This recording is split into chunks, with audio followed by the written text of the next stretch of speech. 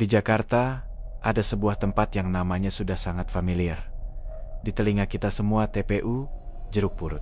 Bukan cuma sekedar pemakaman biasa. Tempat ini menyimpan kisah urban legend yang sudah melegenda selama puluhan tahun.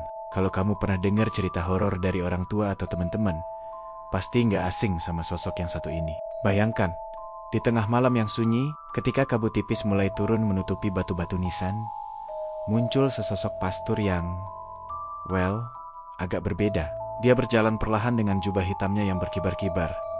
Tapi yang bikin merinding adalah, dia nggak punya kepala. Yang lebih mencekam, dia membawa kepalanya sendiri di tangannya. Tapi tunggu dulu, dia nggak sendirian.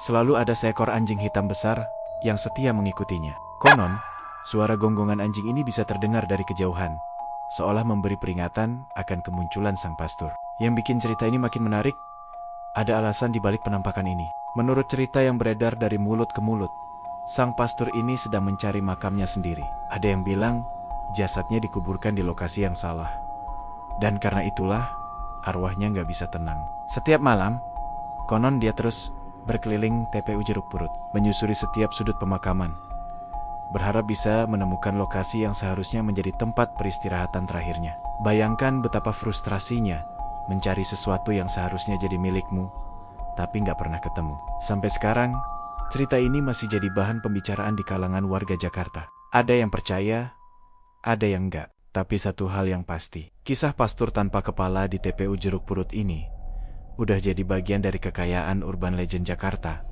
yang nggak terlupakan. Mungkin kamu pernah dengar versi yang berbeda dari cerita ini, atau bahkan punya pengalaman sendiri di TPU Jeruk Purut. Jang Helas. Tempat ini bukan cuma sekedar pemakaman biasa, dia punya cerita yang bikin siapapun yang denger merinding dan bakal terus hidup dalam cerita-cerita urban Jakarta.